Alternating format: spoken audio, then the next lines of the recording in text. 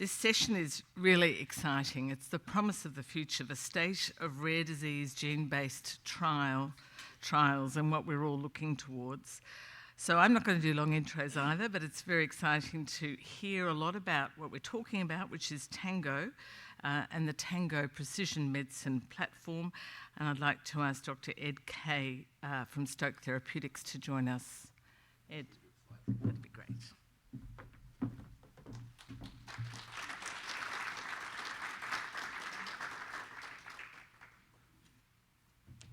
Good morning, everyone, and I appreciate the opportunity to talk with everyone. I think what I'd like to do really today is to set really just talking about the journey on how you develop new therapies for genetic diseases. And I think everybody assumes that this is just an easy job, but I think it's a long, challenging journey, and there's a lot of things that have to be done before you can reach the end of that road. And so what I'm going to give as an example of some of the work that we've been doing in Dravet syndrome, which has a lot of similarities to SYNGAP1, and some of the lessons that we learned as doing this during this process. And we are a publicly traded company, so I ask you to, and I'll be making some forward-looking statements, so I ask you to refer to our SEC documents for a complete disclosure. So Stoke is a company that started in 2014, and the two most important people are the ones on the left of the screen, Adrian Craner and Isabel Aznares. And they were the ones that really came up with the concept of TANGO. And TANGO was really an idea of how do you upregulate protein, and how do you do it on a genetic basis. And Adrian was really one of the world leaders in RNA splicing. Isabel was one of his graduate students and then stayed on in the lab. And they had the idea that potentially this approach of changing RNA splicing to increase protein could work for genetic diseases. And so that concept was started in 2014. Company spent a year at Cold Springs Harbor Lab, and then I joined in 2017, really with the concept is, can we make a therapy? Can we make a medicine that would help people with various different genetic diseases? So just talk about, what's interesting, I think, for me, this is the second company I've been able to run, and I've only worked in genetic diseases for the first part of my career, where I had an opportunity to meet Anne, was at was over at the Children's Hospital of Philadelphia, and was really working on gene therapy for genetic diseases. But I think what I had appreciated, probably in 2001, was it's time to take everything we've learned in the lab and try to really direct it to making medicines for children with rare diseases. And I think one of the frustrations I had as a neurogeneticist and pediatric neurologist was I was always able to make a diagnosis, but then I was never able to do anything about it. Very frustrating. So I thought that maybe it's time that we actually develop some therapies. And so what we've been able to do, we quickly moved from Cold Springs Harbor. We moved to just outside of Boston and Bedford. We first observed really that the ASOs worked in vitro back in 2017. We turned the company public in 2019. We started our first trials, and the team is here that's working on those trials in 2020. We also announced our second program, which is a genetic cause of blindness, autosomal dominant optic atrophy. And then we formed a partnership with Acadia, and really to focus on two programs, actually three, but two named programs, one for Rett syndrome, MECP2, and also on SYNGAP1. But we're here to really talk about how do you develop a new treatment for epilepsy. And I think historically, if you go back and look at the treatment of epilepsy, it's been a very long journey. It really started in the 1850s with bromides. Serendipitously, it was found that some patients, if they were given bromides, actually reduced the number of seizures. The next breakthrough that happened was in 1912. It was barbiturates. And they found that barbiturates, of course, were hypnotic. It was a sedating drug. And if you sedated patients enough, you would stop seizures. And so that was the first really anticonvulsant that was developed. It wasn't until 1938 that it was scientists at Parke-Davis that were working at trying to improve the barbiturates, and they came up with dilantin, fosphenytoin. And the phenytoins were, again, not as sedating, and that was an interesting approach. And if you go back and think how short it was, they gave the first compound in 1936 to animals, and it was at the Boston City Hospital. It was Houston Merritt and Tracy Putnam, who were two giants of epilepsy research in the first part of the 20th century. They gave it to animals. By 1938, they had an approved product that was in patients, and that was a sodium channel inhibitor, dilantin. But then as we go through, it was ethosuximide in the 1950s, carbamazepine was in the late 60s, valproic acid, which was inhibiting GABA, came up in 1978, and then we've had a number of things, lamotrigine, felbamate, and then we've had things like cannabidiol and fenfluramine, which was a serotonin antagonist, which was still unclear how that controls seizures. But the focus has always been suppress brain activity and stop the seizures. I think the problem that we have is we're not treating the underlying cause of the disease. We're treating some of the symptoms, but we're not getting at it. And I think one of the things also is that, for people who, are familiar with a lot of the genetic causes of epilepsy, it's not just seizures. It's many other aspects of the disease that need to be addressed.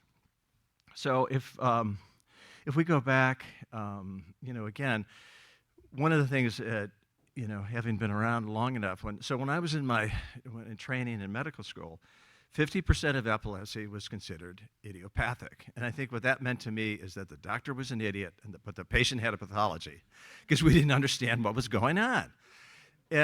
But the improvements that have happened since that time, in the last 25 years, is understanding that 50% of all epilepsies are genetically based.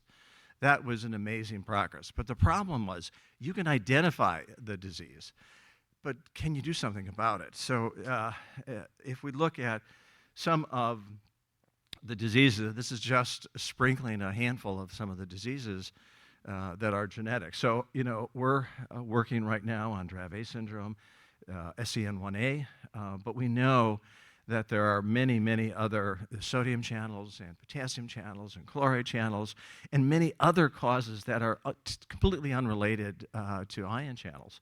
And so we're, looking at a number of causes. We're looking at Rett syndrome. We're looking at SYNGAP1 in addition to the Dravet syndrome. But there's a lot of things that are in common with these diseases. And the question is what do you need to do before you develop a therapy, or to show that on this journey you have a way to develop a therapy?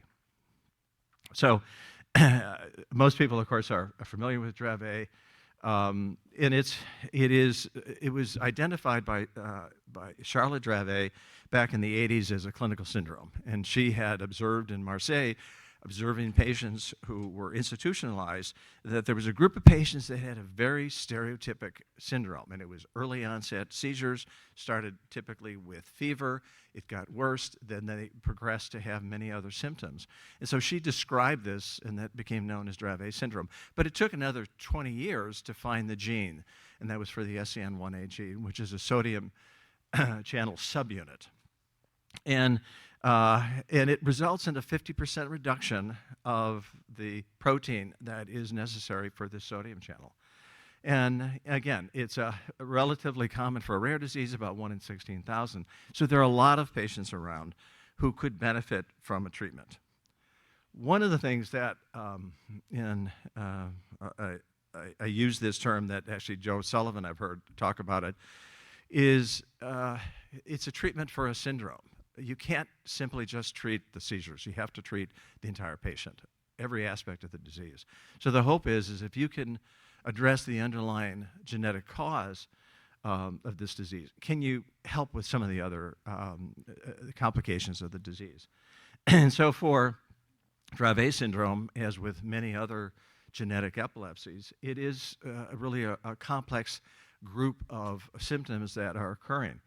And intellectual disability occurs typically for the first couple of years of life. The children are developing normally, and then they reach a plateau where they are not improving. There's delays in development, problems with balance and movement, certainly language and speech disturbances. And typically smaller. Sleep abnormalities are very disturbing not only for the patient, but for the family. And then obviously there's a lot of changes in mood and disruptions in the autonomic nervous system. And in Dravet, it has about 20% of the patients that will die of sudden unexpected death in epilepsy. Obviously a very disturbing syndrome that we believe may be related to a central apnea that occurs at sleep with a seizure. So again, treating the seizures is terrific, but it doesn't address all the other aspects of the disease.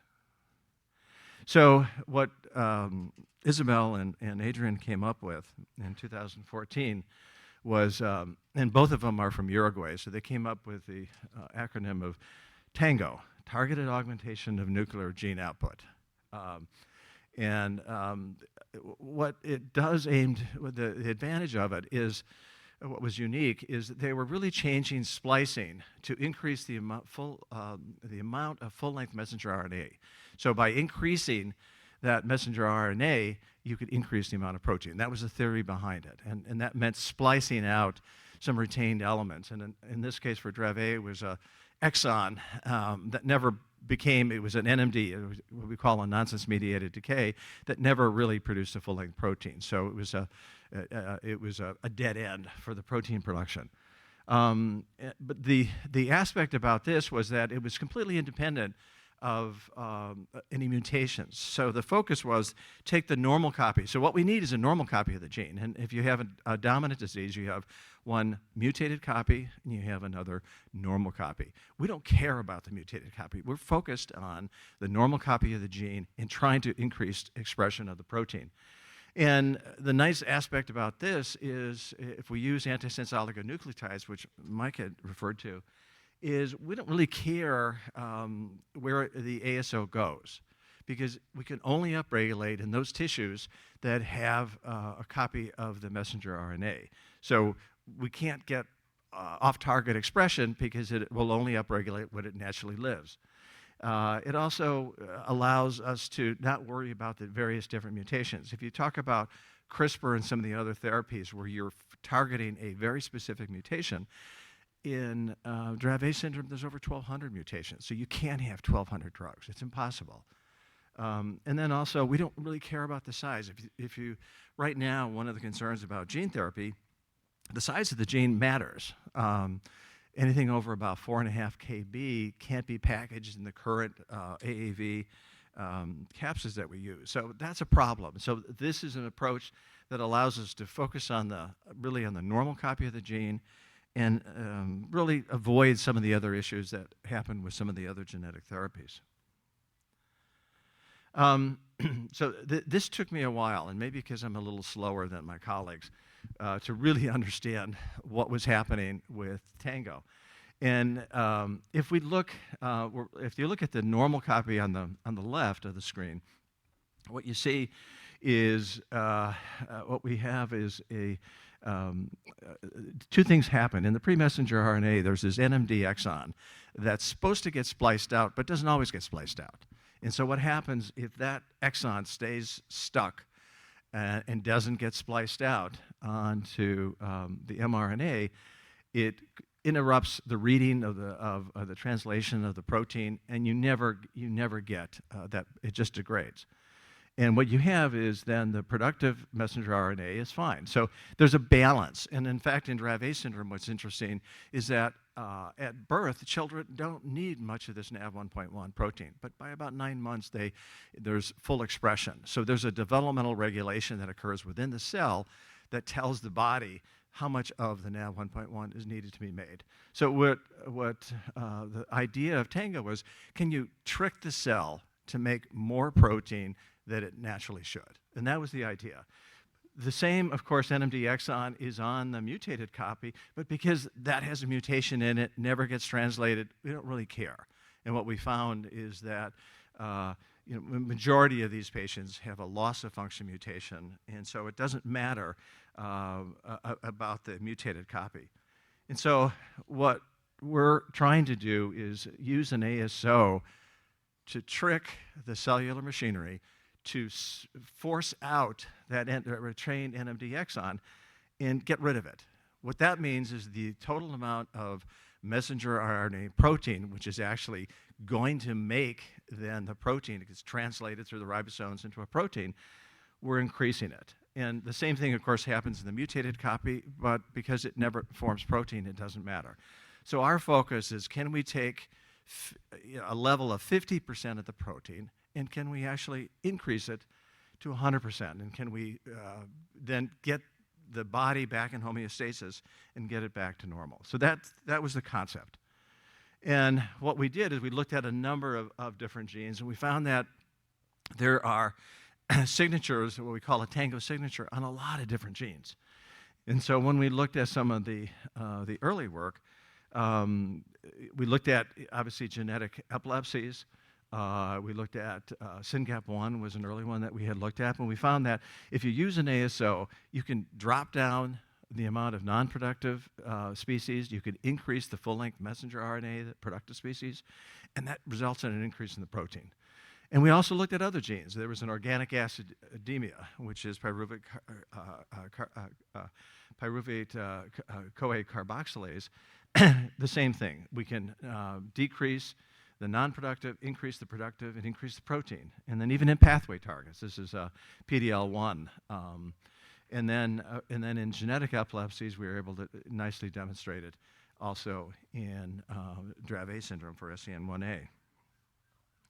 So what do you do with this information? Well, the first step is, it's nice to do it in cell culture. Next question is, you're going to have to do it in an animal model, and to show that can you do the same thing in an animal? And I think if we look, this was a mouse model of Dravet syndrome, which has a human mutation in it, and a very severe form of the disease. So the first question is, in animals, and this was a single intraventricular injection, we can show that the drug actually gets into the brain. That's the first thing. You have to inject it, and in this case, either in the spinal fluid or in the ventricular fluid. You get it into the brain, and then it lasts. And then you have to show that the SCN mRNA expression goes up, which it did. And then you have to show that the NAV 1.1, the protein itself, can go up. And so we were able to show this, and we saw this after a single injection, and that it was sustained for over 3 months. So that suggested that the mechanism was working as we expected. And so that was the first indication that, okay, at least in an animal, it looks like we're increasing the protein expression. Then the question is, well, so what? If you increase the protein expression, does it work? It doesn't matter that you increase the protein expression. It has to have some effect. The next thing that we did was to look at the mouse model. And in this mouse model, as I said, it was very severe. And that in this case, the control animals, 80% will die from the disease, from the seizures. And so that red line is the animals that are the affected animals, the Dravet model. And that's the natural history. And the orange line, that's the important one. That's what we saw with a single injection, that we were able to get over 97% survival with a single dose. So that was very helpful, that we were having a biological effect by increasing the NAV 1.1 expression in the Dravet mouse model. So the next question is, well, that's nice about survival, but that's one aspect of the disease. What about the seizures? So what we were able to do is and this was a challenging experiment because it required having to implant electrodes into these mice. And we had two groups. We looked at postnatal day 13 to 19 that we studied the seizures, and we had electrodes implanted in various different regions of the brain. And then we saw animals that were older, from 20 to 40. And this was following, again, a single injection on day 2. And what we saw that in the first group, very early, in black, that was the saline-treated animals, and they continue to have a lot of seizures. However, in the where you treat with the ASO, which we call STK001, it stopped the seizures at that group. And then if we look out farther, in an older group of animals, we continue to have a dramatic reduction in the number of seizures. So it suggests that survival helps, and that looks like it's working, and then we're having an effect on the seizures. So that increase in NAV 1.1 really should be having some improvement. So then the question is, of course, it's easy to treat a mouse. If you only had to treat mice, you'd have a lot of companies that would have tremendous success. I think what's important to remember is that for most of the therapies that we either go in vitro or in vivo, 99% of them are going to fail. It's rare that you actually get a drug that you can take all the way through into clinical trials and show that it works. But I think this is the step that you have to do. And one of the things that, of course, is a difference between a mouse and a human is the size of the brain. So the one way to see is how good is the biodistribution of your therapy, your ASO, in a larger animal that has a bigger brain that recapitulates what you might expect in a human. So the next step that we had was, let's look at monkeys and let's see what happens. Can we actually get the ASOs into a much larger brain? And in this way, it was an intrathecal through a lumbar puncture to deliver. And what we saw were two things. One is that we were able to get the ASOs delivered throughout the brain, and that was our focus. And one of the concerns that there's certain regions of the brains, the inhibitory interneurons, that have a large overexpression of the NAV1.1 protein. But we know that there are many other neurons and many other locations in the brain. And if you think about the complex of symptoms, it can't be just one area of the brain that is affected by the reduction in NAV1.1. So one of the concerns we had is, can we get a lot of the ASOs distributed to many, many regions of the brain? And what we saw that even in deep regions, we actually could get very good expression. And then if we look at, and this is again in a normal monkey, we could get up to 3-fold expression in a normal monkey of increasing that NAV 1.1 expression. So it suggested that this could work in a larger size brain, and so something that approximates what we might see in patients. So what we learned from this is, the main things, of course, too, is that drugs have to be tolerated.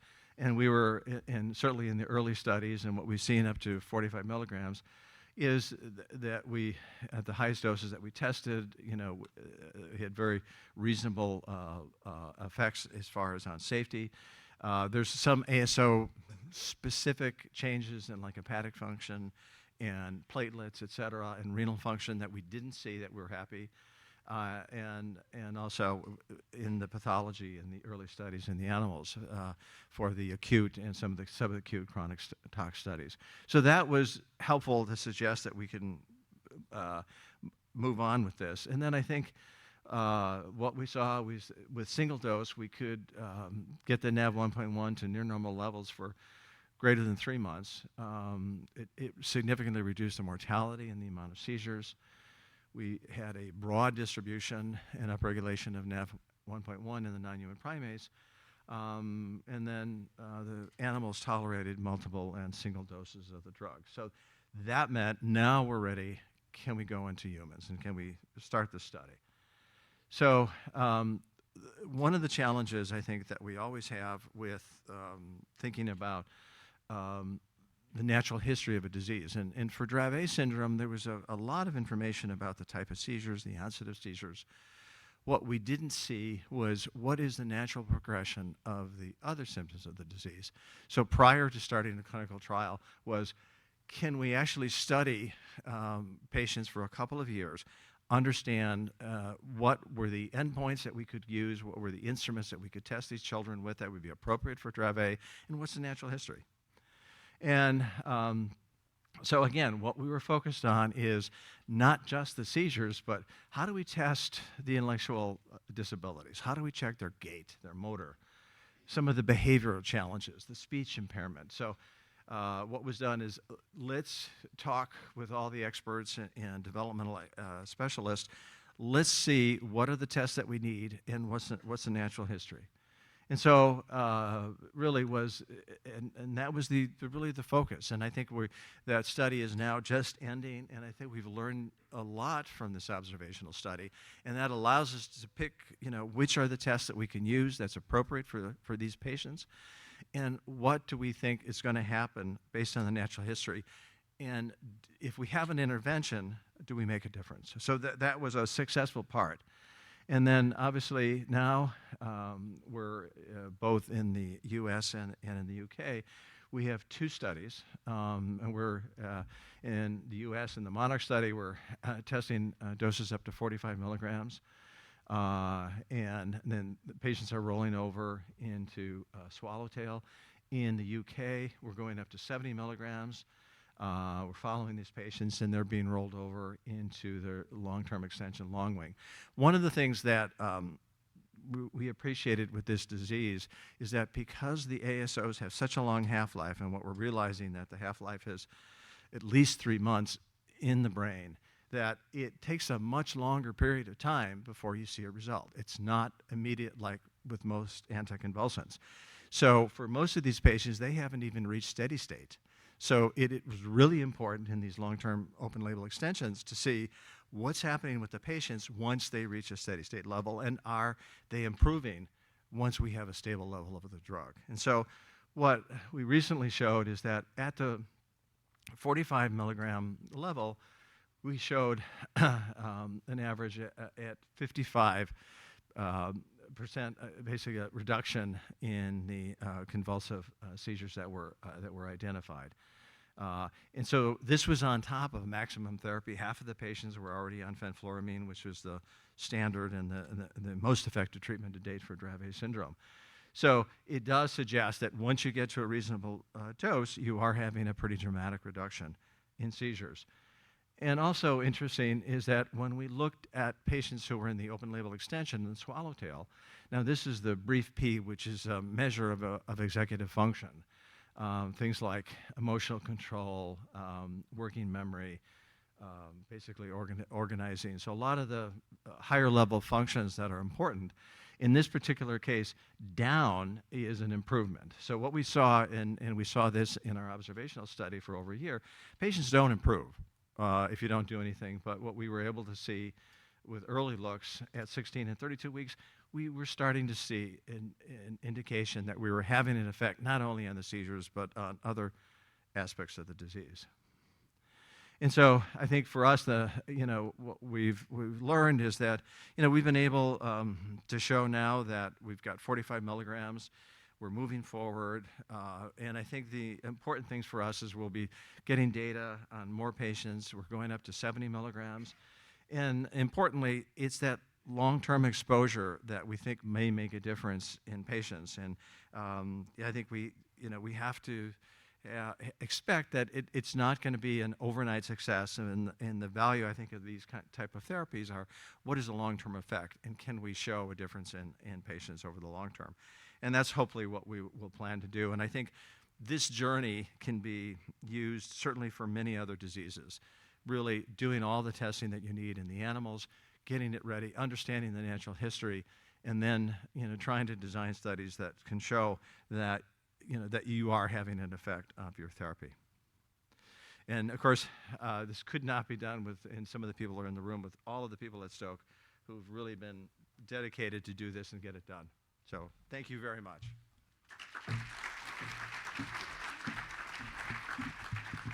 Thanks, Dr. Kaye. Dr. Kaye, would you stay here for a moment? I realise you've got to go, so we'll just have a time for a couple of questions while we've still got you in the room. That was absolutely fascinating. Are there any questions in the audience? Yes, please speak up loudly.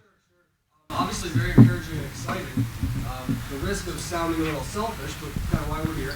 How easy or difficult do you think that this pattern or template would be to translate into other protein network species, like Syngap?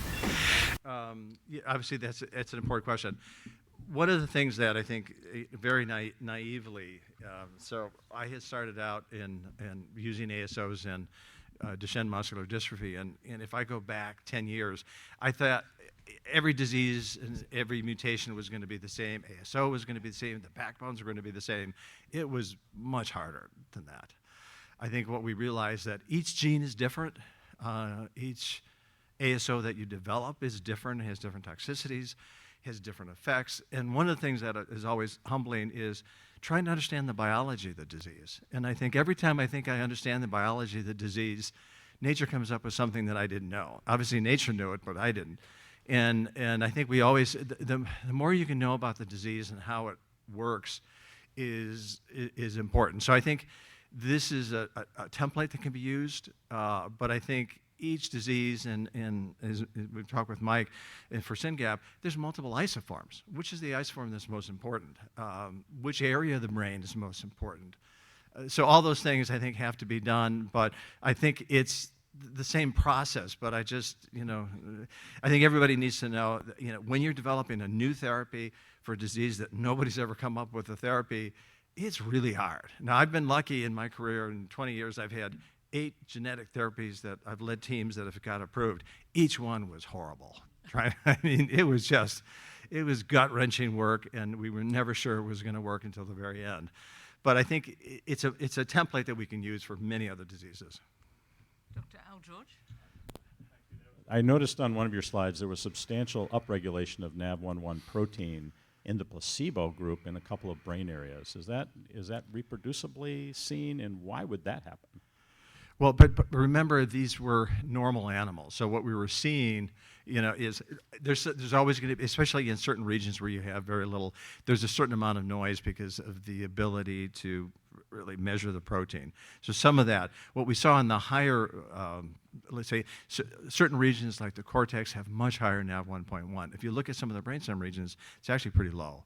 And so some of that variability that we saw was, I think, just in measurements. And the higher ones, and we've done these experiments. I think we've had over 100 different animal experiments in the non-human primates. So we have a fair amount of data. It is reproducible, but I think when you're talking about, it's actually much easier to see in the Dravet models because their levels are so low. You can see an increase. But I think that is just some of the background noise and measurement that's hard to do. And then my other question was more of a general one. Why do genes have these NMD exons? And is there possibly a physiological role in regulating transcription in some cell types, and that these therapeutic strategies might disrupt that? Is that possible? Yes, not all. I thought you were going to ask me what's the origin of the universe. I thought that's an easy question. But I think what we found in NAV1.1, it is an important regulatory mechanism. And the thing that we found is that if you look at the mechanisms in very young animals, there's very little upregulation. Most of it is non-productive. And then by, say, 7 to 9 months, suddenly the cell increases the amount of productive. It's a developmental regulatory mechanism in the cell that seems to be occurring. One of the things that we were concerned about is that maybe the cell is already maximizing in Dravet syndrome, and it's already trying to, it knows it's missing the NAV1.1 protein, and it's trying to upregulate it. For whatever reason, it doesn't. The cell doesn't know how to turn it on. But if you put an ASO and force it to splice it out, it does. So I think it's a, when Adrian and Isabel were looking at this, it wasn't even really appreciated that these retained elements were really important. But I think they're important in a lot of diseases. I think they're important in cancers. And we're just really starting to understand, the splicing and how important it is in biology and in disease. So I don't think we have a good answer. Can I Follow on by asking why you don't get a gain of function phenotype, such as the early infantile SCM1A profound DE. So, great question. We purposely avoid any of the gain of function because that's a concern that we had, is that you could actually make them worse.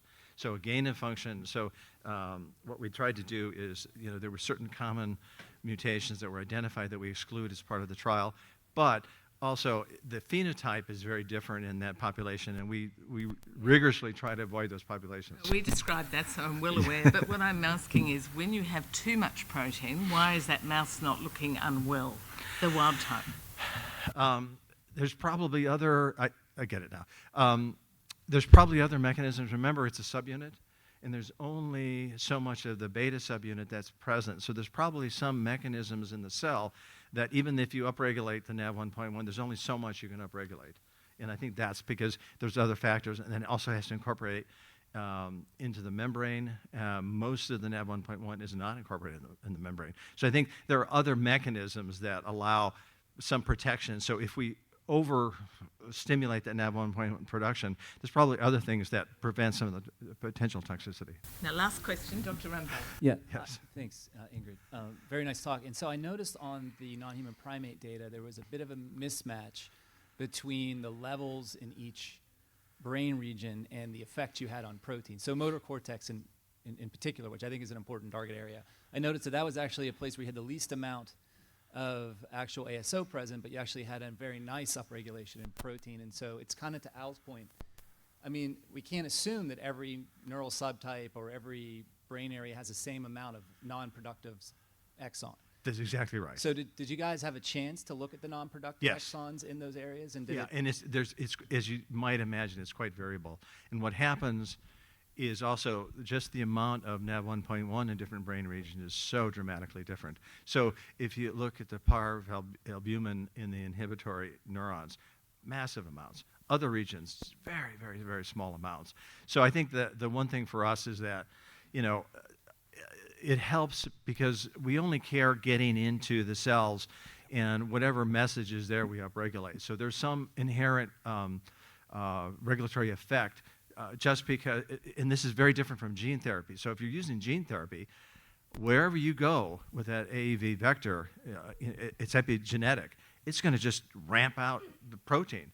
That can't happen with us. We can only upregulate if that message is supposed to be in that cell. So that helps a little bit. Well, join me in thanking the Thank you.